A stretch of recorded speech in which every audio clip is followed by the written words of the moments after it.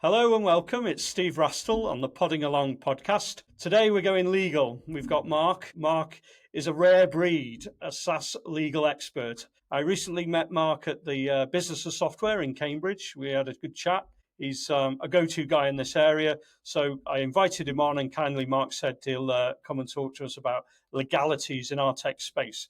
So Mark, would you just mind introducing yourself? Yeah, no problem. Well, thanks for having me on. So my name is Mark Sherwood-Edwards. I'm a SaaS and tech lawyer. I've got my own business called Clearview Legal, and it's just me really. I've decided I want to grow it other than me. My background is kind of law firm. A lot of lawyers sort of a law firm, worked in tech and outsourcing, then went in-house, doing that, being head of legal various places. And for the last 12 bit more years, I've been running Clearview Legal, and that's what I do. Well, if you think about the SaaS space, it's grown, hasn't it, in the last few years? How did you get into that as a specialism? People kept asking me, well, I'm a kind of tech lawyer, and people kept asking me to do stuff, and it kept coming to me, and I was thinking about how does it work? And I've kind of got a background in intellectual property as well, and data and stuff. I used to sort of write a lot in academic journals about it. And there's SaaS is similar, but different to other kinds of software provision, and you just get a hang of it and a feel for it. And the other thing, I've always worked often, not always, but a lot on the sales side. There's every contract's got a buy side and a sales side. And in big business, the buy side is typically procurement, and the harder thing is the sales side. So if you're selling SaaS to a bank, you'll know what that's like. You're going up against the procurement side. Understanding how to put contracts together and negotiate them and all that kind of stuff is kind of part of what I do. Because I guess then what we could try and talk about today, I'm thinking, is the process of that and the buy side, the sales side. And I guess SaaS have got their own unique requirements in a legal sense for future sales, securing recurring revenues, and just their own challenges legally within that process where 20 quid SaaS is one thing, 20 grand a month SaaS is something else, the vertical you're in. Just what do you think are the main things and challenges, and what, if you're a SaaS CEO, FD or whoever, you should be thinking about within legality, and what pains do you see? A lot there, but let's spin all that out, please. Yeah. Okay. Well, the first thing to think about it is a lot of companies end up with contracts without having templates, without having thought about them. It's just happened over time. That's a natural way to evolve. But at some point, you need to think, well, hold on, we're kind of mature or maturing. We've got to think a bit more efficiently about this. And this is a process. How do we make this process as efficient as possible? Because you don't want to spend a lot of time arguing about contracts, right? If you can avoid it, negotiating, you want to get them as quickly as signed, as quickly as possible, with a minimum amount of friction on the other side. The sales guy, him or her, has done his job. Now the kind of lawyers or the contract has to get signed, and you don't want that to become a whole thing in its own right. Okay, so that's the first thing. Yeah, and if you go there a little bit further, that I'm just thinking back to some of my experiences with that if you've got a strategy, for instance, and you've changed that strategy, does the contract actually complement that still, or is it still, completely contradictory to where you're heading? An example might be of that, you're trying to drive longer contracts and retention, but something in your contract doesn't do that. But if you make it too aggressive, people don't want to sign it, and your contract always becomes a negotiation. So it's finding that happy ground of protecting the business, but not frightening the buyer off. Well, yeah. So, well, there's a lot in that. So let me break it out and interrupt me if you want to. So I talk about the SCP, the sales contracting process, right? Sales is a process from the customer has never heard of you to the customer has signed the contract. And typically that goes from the salesperson doing their job, not heard of you, talking to them. Now they want to sign. Okay? And I'm talking about the stuff that actually gets signed. I mean, there's things like HubSpot that no one looks at. You just or Google, AWS. Just click and on you go with it. This is kind of stuff that wants to get signed. And you get into that process, and then you've got sales, and now into the sales contracting process. So you've got to think, how do I get that over the line?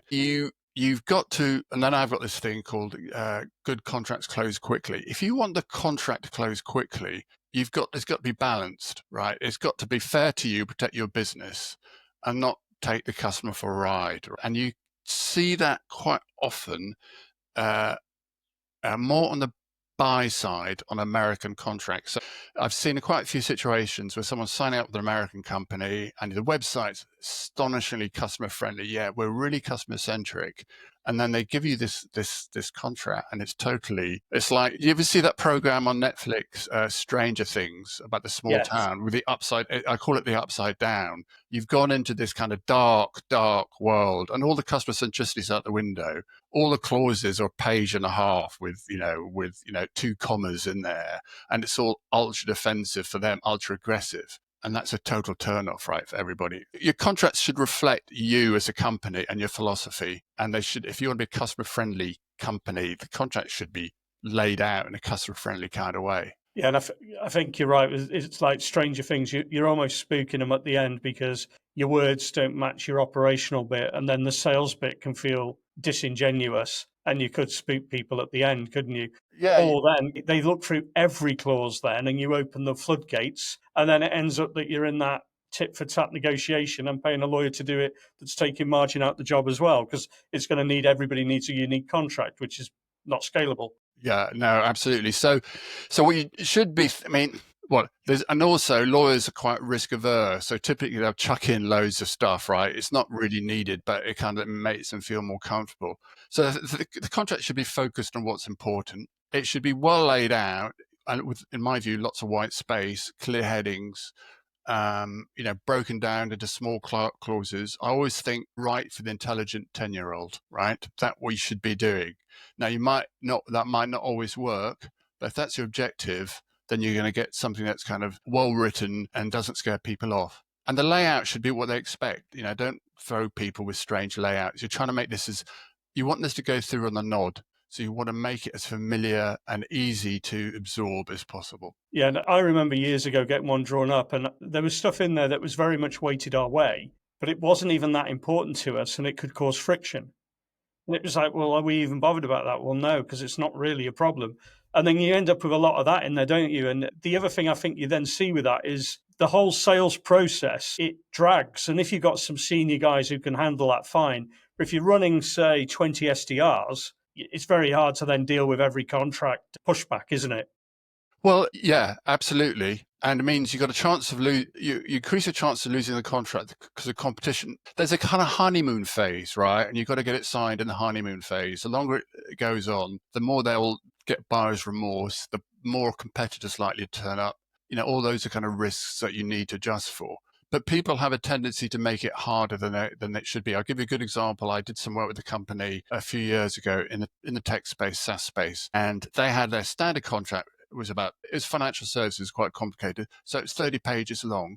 They had a proof of concept contract, which was about 25 pages long, right? Now, the proof of concept would normally last about, 4 weeks. And the thing is, a very high value contract is not legally no different to a zero value contract. They're equally long, equally short. But what I said to them was, look, this is proof of concept in sales mode, right?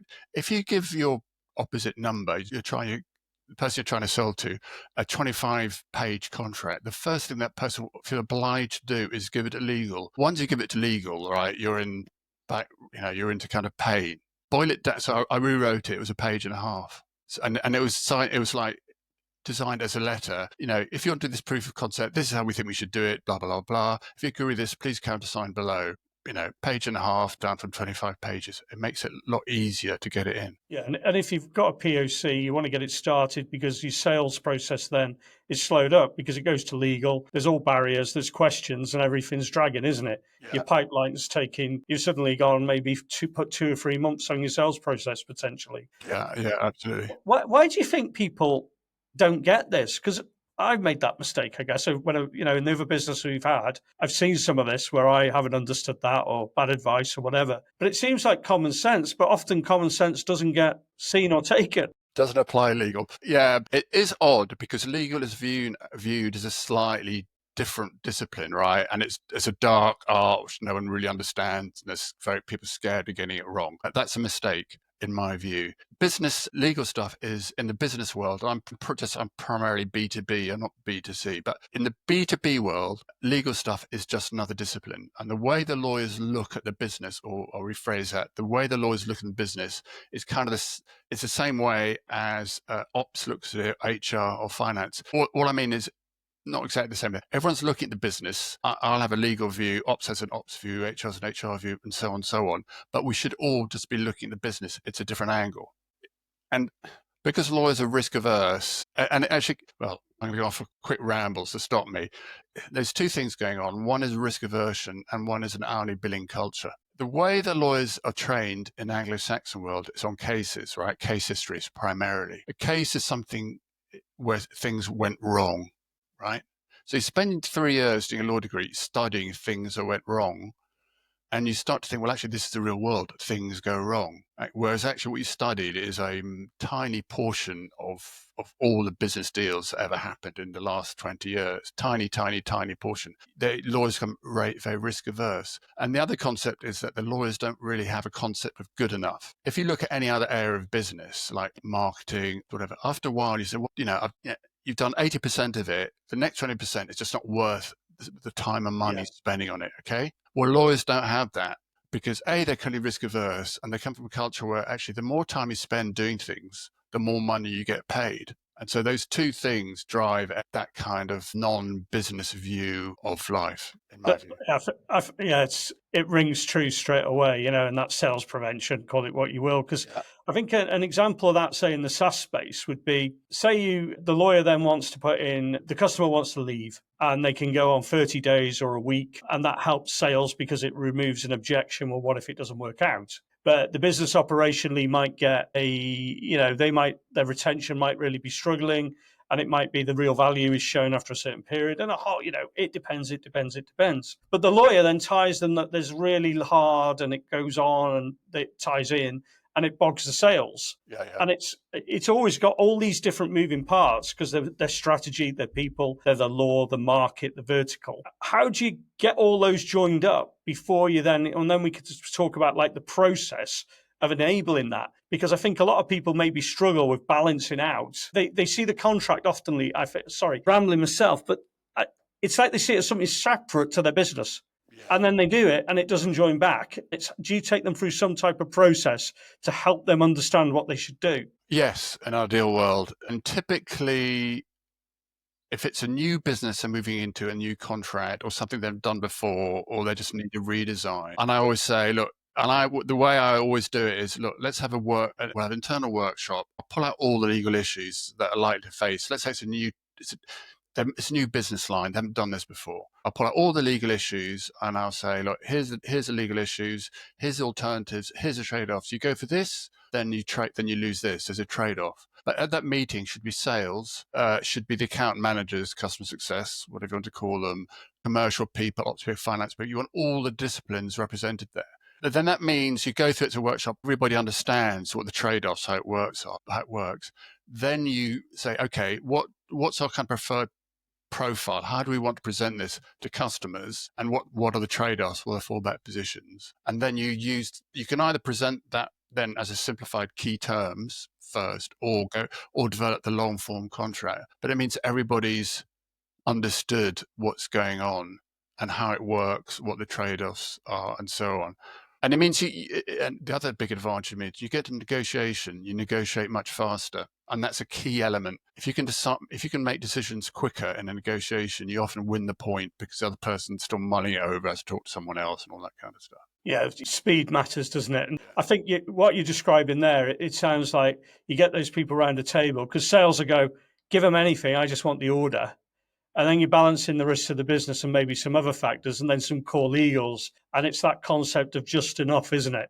And the trade-offs about, well, where is enough then once you've got that, isn't it? And I guess that, over the years as your business evolved, that line moves because things change, don't they? Your template contracts are very much like software, right? It's always version 1, then it's version 1.2, version 1.3, because, things are changing, but the market changes, or the assumptions, the choices you made turned out to be the wrong ones and you need to change them. That clause is causing too much friction. Let's get rid of it or let's change it. And when I first started working in-house was for NCR, the US company back in the day. The legal was very much viewed as a sales prevention department. And I went to the sales guys and said, look, I'm going to help you close your contracts, but to help me, here's what I want you to say. Here's what I want you not to say. And so that I simplify, so basically I wanted them to close the contracts quickly. They wanted to close contracts quickly. I kind of designed the process, got them on side, that kind of works. The other really thing about that is that if you've got a business which has got different kind of customers, some will just sign it, some will negotiate some bits, others want a full negotiation if they're spending lots of money. You want to make sure that your sales guys are freed up to spend time on the big ticket items. So you've got to increase efficiency in the kind of I call it the no touch, low touch. You've got to increase the contracting efficiency in the no touch to free up your sales guys to work on the big ticket items. So are you saying there that you've got your standard default, your position, and this could vary based on what, if you do lots of things, there might be different things for different products and services. But that default position, you're trying to make it as low friction and tick the box for as many people as you can so it doesn't get bogged down past that point. Otherwise, and it sounds like you're describing, you go into, well, we'd like this in there. Could you change that to that? Then you go, well, shall we have a schedule in there for these scenarios? And then we add things in the schedule. But that means somebody, a sales guy or someone, might be making those decisions, or you need a process to get that signed off. Or you've got the whole thing, we need to hire a lawyer to negotiate with their lawyer. And I guess there's different pieces of that. How does that then fit together, and how do you try and keep it one end? Or because sometimes you need the big stuff because it's big money. Yeah, you typically, well, it varies, but typically you might have the same contract for everybody, and some people just buy it without. Yeah, okay. So where do we sign? We just sign here, and others, it's a big bank. Same thing. Will wheel in, their lawyers, procurement department, and the whole thing. And it's not the contract itself; it's just their approach to things. The way, right? If you're selling a SaaS contract, there's only typically about 8 things the buyer is concerned about, right? And some of it is like information security. What happens if it goes wrong? What will my boss do to me if it goes wrong? What price do I pay? Am I locked in? Can I exit it? How does GDPR work? I've got a list somewhere of the 8 things that they concern about. Now, there's a number of things you can do. Most people don't do those. Address them ahead of time. Like, say, look, if you think you're doing business with us, have a think about these things. So you do a little video about your information security is as good as anyone else in the market. A little presentation video. So you're addressing all these things ahead of time. And then when you end up negotiating, it's a heavy duty negotiation. I mean, what's quite unusual is, you could be 3 different banks negotiating three different banks, and you think there'd be commonality, but actually, strangely, they all have different things they're sensitive to. And you just move intelligently with what you can do. And I use the sales guys. Some sales guys don't want to be involved. Others want to be involved because they don't trust the lawyer not to screw up the deal. But one thing you can do is not have the sales guy too involved, and they're a back channel. So if you're pushing a point which the buyer doesn't like, use the sales guy as a back channel to find out actually how badly do they feel about this. Are they bluffing, or do they really, really mean it? And that can work quite well. Yeah, I've got a few things there to just dig on that you think, well, often people put a financial marker on where they see that. So if you got the light touch, you might say, well, if it's under 5 or 15 grand or something, it has to be that. Otherwise, we can't justify the other. The other bit, then you might have something that, is you tweak it a bit more, you schedule, you do it if you can for them, and it's in-house to a degree against maybe a washing list of things you might move on. But if you might move on, and why wouldn't they be in the contract anyway? All these debates. How do people decide that? Is it purely they just do it on the number and go, what does it cost to do that time? But then you might walk away on deals because you're a bit rigid. No, I think sellers don't like to turn away business, right? For obvious reasons. So actually, everyone's kind of a bit flexible. I think if your contract design is good, then people will filter themselves out. Actually, one of the easiest ways to do this stuff is not put paper in front of people. If you put a contract in front of someone, the first thing they do is want to read it, give it someone to read it. So if that's really what you want to do, then what you do is you get a HubSpot model, and you just kind of click here, and all the T's and C's are buried somewhere, and no one can actually see them. And that's one really good way of taking that problem away.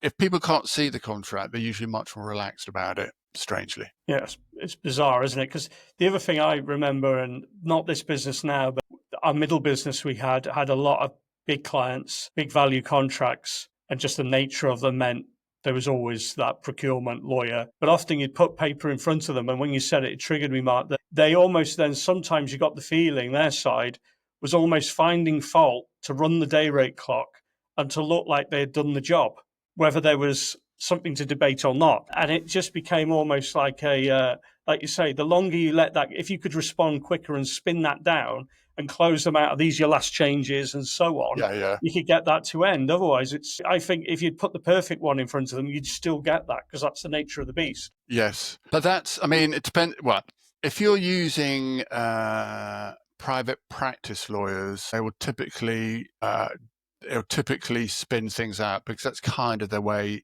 they're trained. If you're using in-house, depending how much they're separated themselves mentally from private practice, they've got too much on their plate anyway. They'll want to shut it down.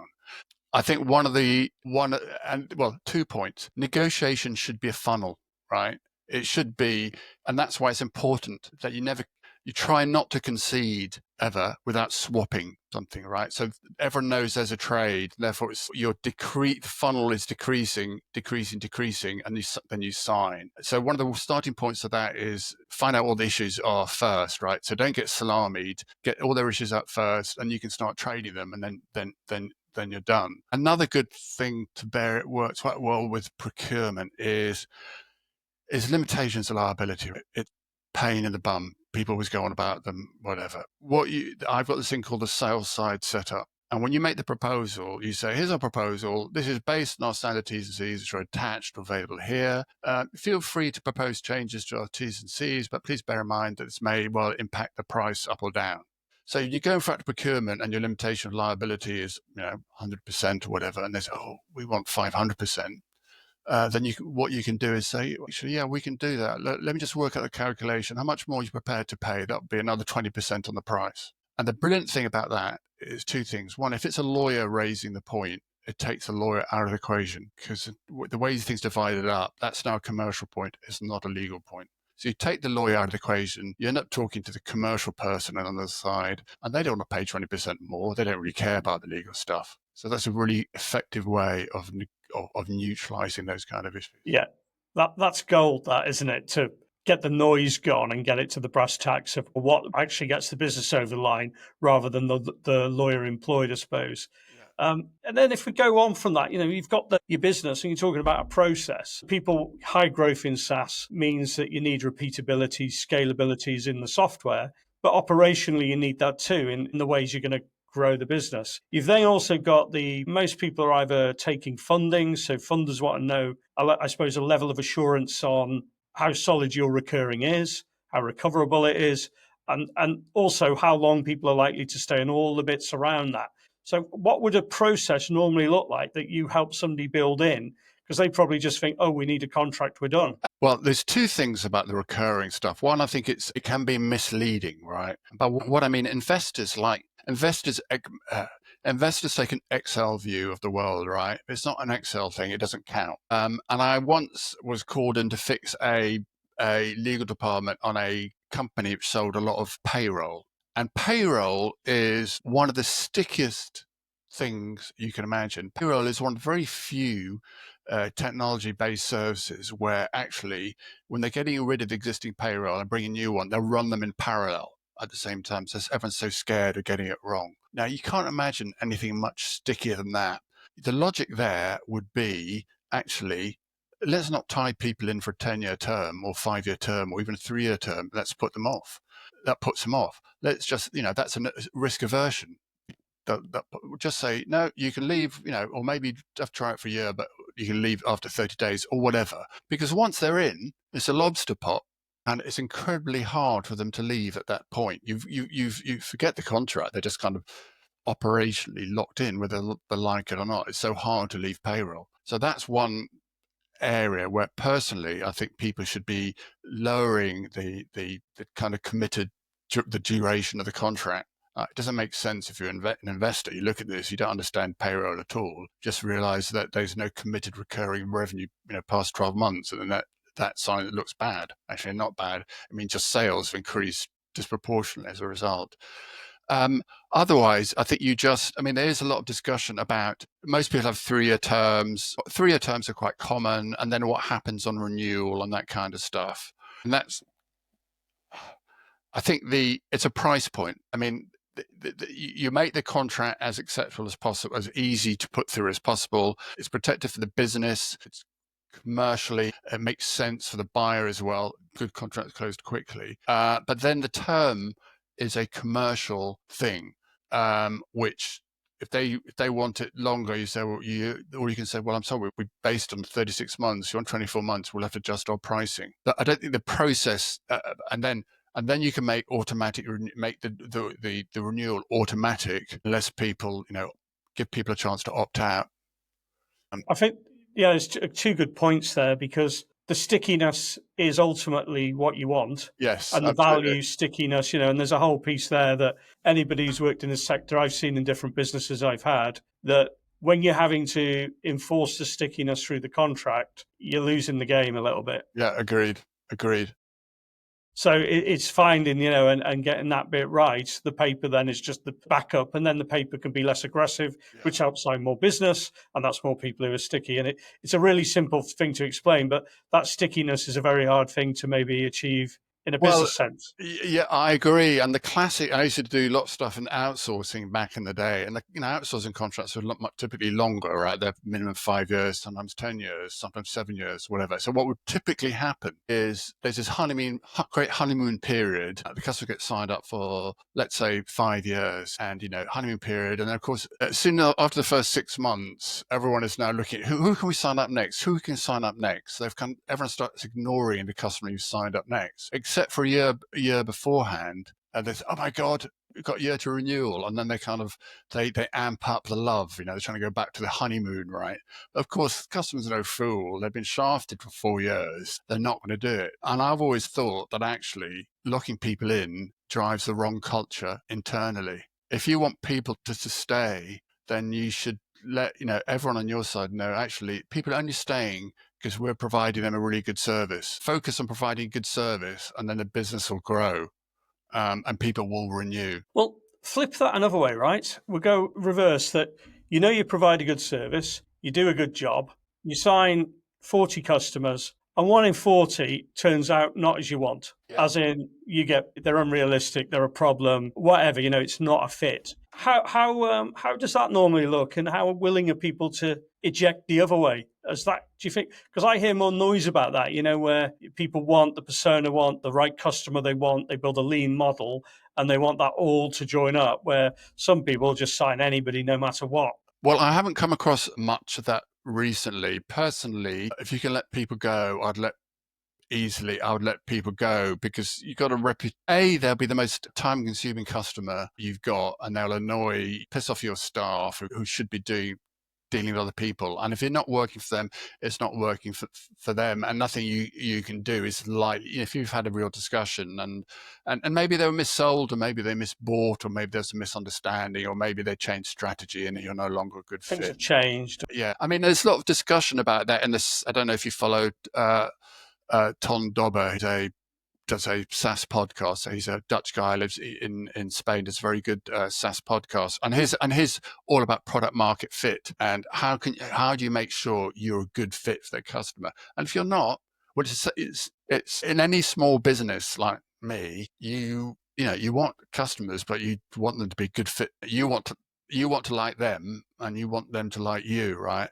And if those two things aren't working, it's never going to be pleasant or successful. So in those situations, I would kind of be brave and try and let them go. I'd agree with that. The older I've got, the more I've seen, and that's the right thing in all ways, and in the nice, right way. And you just think it's distracting, it's not the right way. Maybe a lot of young founders, just want that. They need a contract, they want to get selling.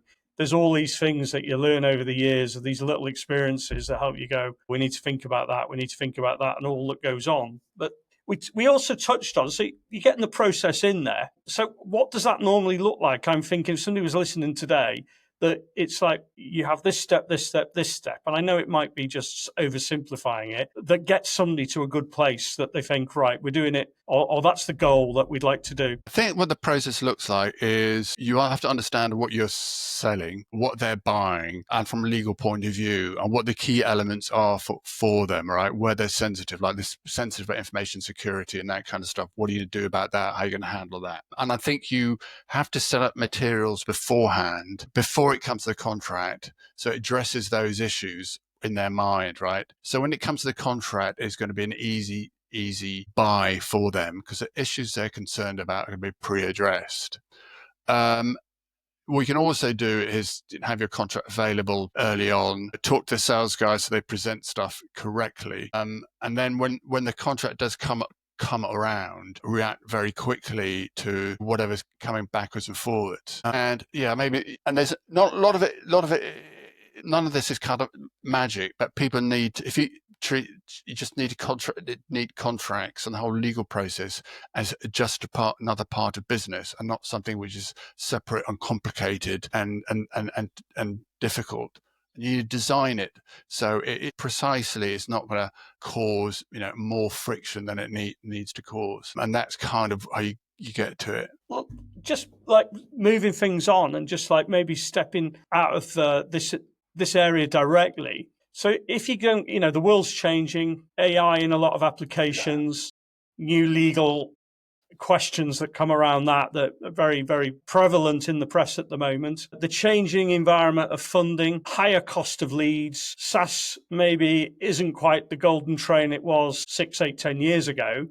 How do you see all of that? The business side, maybe there's a legal connection there or not, Mark, but just generally, you've been in this space a long time. It seems to have suddenly changed in the last couple of years a lot. Well, I think the funding is now a bit harder, right? Because all the money is suddenly sucked into AI. Everyone wants to, AI seems to be such high growth that a lot of it's going there. So you see more people, certainly in my client base, borrowing money. They don't want to go for a down round, so they'd rather borrow the money than raise it via equity. That's one element. Flipping back to something I should have probably mentioned a bit earlier, I think some people are getting smarter about their SaaS contracts. A lot of SaaS contracts initially just repeated what you would get with an on-prem, which is a number of users. You're paying for 5 users, 10 users, X concurrent users, however you want to call them. And I've always thought that was a mistake for most SaaS businesses, because what that limitation by user does, it forms a brake on the adoption of your bit of SaaS in the business, because you're now at 10 users, but you could be at 20 users and 30 users, and you want the business to be adopting more. You want your SaaS product to be as pervasive in the business as possible. Ideally, what you'd be doing is, unlimited number of users, because we're not pricing on users, we're pricing on some other more relevant metric. And that way, thing becomes, you want this to be as kind of endemic as Excel was back in the day, and people are so used to it, they never, even when they don't move, they want to move to anything else. And even when they move company, they want to say, oh no, I only understand this one, like I only understand Excel, let's take this on. So I think that is a change which you're starting to see more of. What you're also starting to see more of, I think, is more intelligence around pricing. And I don't mean whether is it £10 or £5 or £15. I mean the structure of pricing. Before, that wasn't really thought about how that worked. And now there's far more discussions about that. If you look at, there's kind of, do you ever come across Profitwell? Yeah. Yeah, and I think if people are listening, years ago, people would almost make it up, take their old prem license model, rework it, where now people are maybe looking at the value, the microservices, they can tie underlying costs more, and they may be going a bit EasyJet and Ryanair of maximizing value, aren't they? Absolutely. And also because it's SaaS, they're getting much more data. Before, the on-prem, you sold the thing, you had no real idea what was going on. And now you're getting all this data coming in, and so you can actually say, there's this going on, that going on. I'm losing people here, I'm winning people there. You can be much more intelligent about it now. So Patrick Campbell's guy founded a company called Profitwell, bought up a paddle. He did a very good PDF called Pricing Intelligently about SaaS pricing. I mean, it's years old now, but it's still very good. There's a guy called Ulrich Leckhoff Schmidt. I think he's Scandinavian. He's got a book. It's on Amazon called Pricing Roadmap: How to Price B2B SaaS. So I think there's a lot of evolution about pricing SaaS. And some of it is, before you get to bigger clients, is not actually, if you've got one price point, procurement weighs into it, straight into that. If you say, well, we're going to charge a price which is made up of this point, this point, this point, that point, it's often going to be easier to get the price you want across into the business, into your customer. I agree, because when we met, there was a lot of talk around that in the conference, the SaaS conference we both attended. And I think the other thing is, one thing when I first started selling software, which was a long time ago, you could go in and charge one thing here and one thing there, and it could be a multiple of 10, 20 times the same thing based on the value or even perceived value of that company. SaaS at X amount a month per this doesn't always maximize that value, and it doesn't always allow for the expansion of other data and things they can utilize. And I think people were very flat and static, which maybe helped the sales, but sales may be getting a bit slower where new business SaaS sales are in a decline. I saw some data the other day, and roughly it meant like there's been over since 2019, new business was about a 34, 38%. I don't know where this data came from, but it's a ballpark to discuss. And it dropped down to about 16, and all driven by the customer acquisition cost.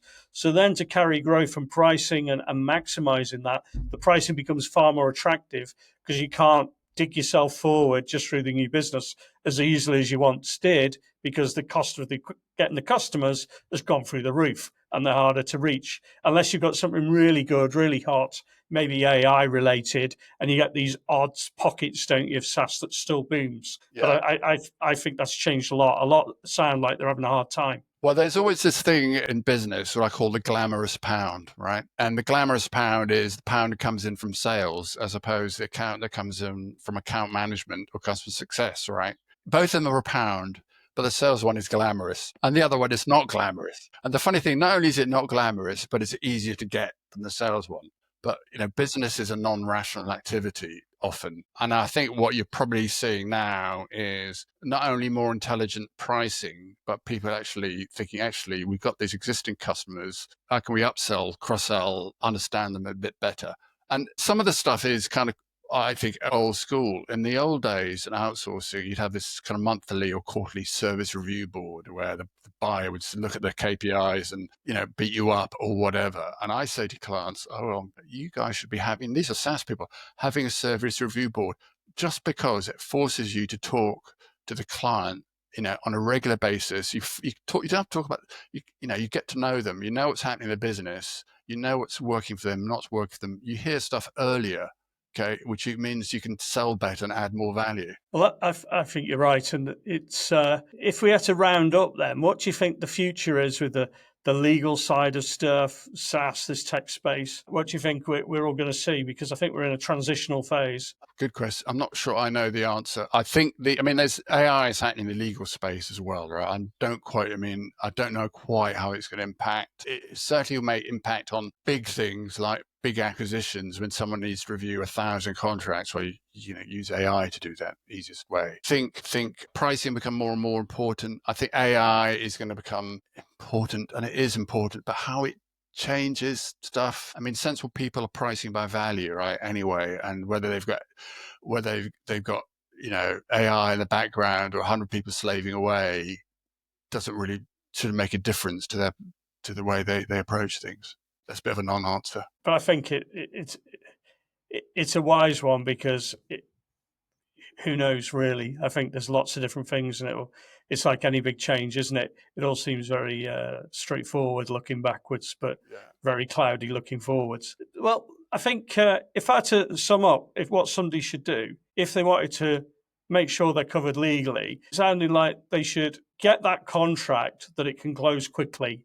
It shouts across to me today, and don't be sales prevention, but cover yourself and understand that it might go outside of that and have a process for dealing with it. Have I heard right today? Yeah. And protect yourself is quite limited, right? It's be clear about the price, be clear about the payment terms, clear about your limitation of liability, how much risk is priced in, and a few other things. And that is kind of about it, really. And then you've got support hours, all that kind of stuff.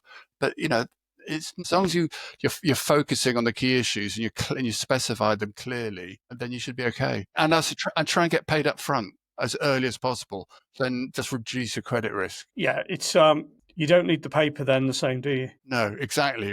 I mean, I advised someone recently. So look, I changed their T's and C's and said, look, they weren't a SaaS, they're a SaaS company providing services. I said, look, why are you billing in arrears? Just say it's going to be this much for 6 months, 6 months for 12 months. Charge them up front, and most of the customers are now paying. Well, you touched on something I just want to grab. I was going to close out, but I think it's a good point.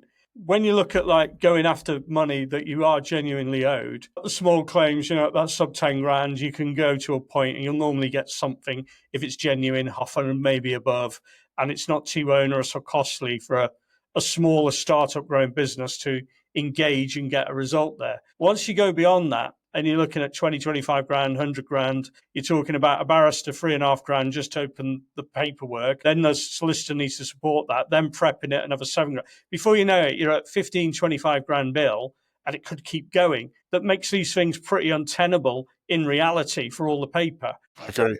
And so it's also helping we know we might never be able to use that. And I think the higher value of something is, and if you're dealing with a big customer with big pockets, they can play that game. Yes. Well, it comes down, you a couple of things. You neutralize that problem by getting paid up front as much as possible, right? Then it's their risk, not yours. There is a cost of legal, which makes sometimes just not worth it. One of the things you can do, I had a client came to me once, it wasn't SaaS, it was services. They were owed, I think, 20 grand, and by a reputable company who the people he was dealing with decided not to pay them and not to pay him. And clearly the reasoning on the other side was actually, it's not worth their while suing us. It's too expensive, so they're never going to sue us.